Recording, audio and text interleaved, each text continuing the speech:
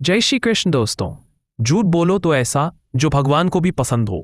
क्या कभी ऐसा हुआ है कि आपने झूठ बोला पर वो झूठ किसी और के लिए दुआ बन गया? यह कहानी है एक ऐसे युवक की जिसने मंदिर के बाहर झूठ बोला, पर उसी झूठ में श्री कृष्ण ने प्रेम देखा, करुणा देखी और कहा कि यही तो सच्चा धर्म है।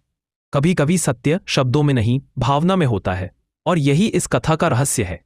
यह कथा है एक ऐसे युवक केशव की जिसने मासूम बच्ची की मदद के लिए झूठ बोला और उसी क्षण भगवान ने उसे अपने आशीर्वाद से भर दिया।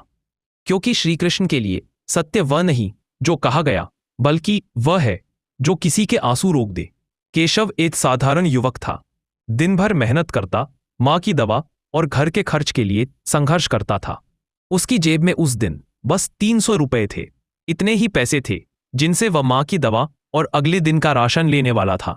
शाम को मंदिर से लौटते समय उसने देखा कि एक छोटी सी बच्ची मंदिर के बाहर बैठी थी। हाथ में कुछ प्रसाद के डिब्बे थे और चेहरा आंसुओं से भीगा हुआ। वो मुझसे बोली, भैया आज कोई प्रसाद नहीं खरीद रहा है। माँ ने कहा है पैसे न मिले तो घर मत आना। केशव ठिठक गया। उसके मन में संघर्ष था, एक ओर माँ की दवा, दूसरी ओर उस मासूम की निराशा। थोड़ी देर बाद उसने मुस्कुराकर कहा, बहन सारा प्रसाद दे दे, मैं ही खरीद लेता हूं। कितने का है? बच्ची ने हैरान होकर पूछा। 200 रुपए का है, मगर आपको इतना प्रसाद किस लिए चाहिए भैया? वो झूठ बोल गया। मैं रोज मंदिर में श्री कृष्ण को यही प्रसाद चढ़ाता हूं। आज सोचा तुम्हारे हाथ से ही चढ़ा दूं, श्री कृष्ण ज्यादा खुश होंगे। उसने बच्ची को 300 रुपए दे दिए और कहा, 100 रुपए तुम्हें एक बड़े भाई की तरफ से छोटी सी भेंट है। बच्ची ने मुस्कुरा दी। केशव की बात सुनकर जैसे उसकी आत्मा को सुकून मिला। उसने सारा प्रसाद केशव को दे दिया और भागती हुई बोली, भैया भगवान जरूर आपको आशीर्वाद देंगे।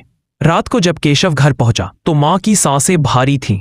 वो खुद से कह रहा था, मैंने माँ की दवा के पैसे तो प्रसाद के लिए दे दिए, अब क्या करूं? वो बस इतना ही कह पाया, हे श्री कृष्ण, अगर मेरा झूठ किसी मासूम की मदद बना तो उसे पाप मत समझना। कुछ ही देर बाद दरवाजे पर दस्तक हुई। सामने एक अजनबी खड़ा था, साधारण कपड़ों में, पर आंखों में असीम करुणा थी। वो बोला, क्या तुम केशव हो? जी हाँ, मैं ही केशव हूं, उसने मुस्कुराकर कहा।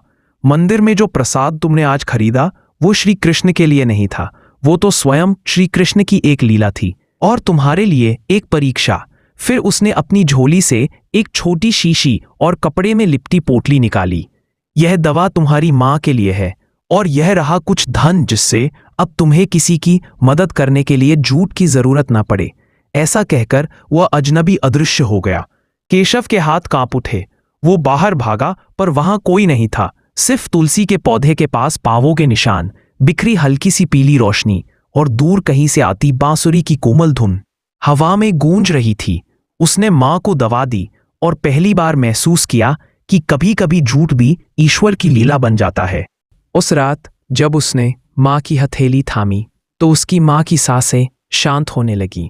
केशव की आंखें भर आईं और उसके भीतर एक आवाज आई, सत्य वह नहीं जो शब्दों में है, सत्य वह है जो किसी हृदय को बचा ले।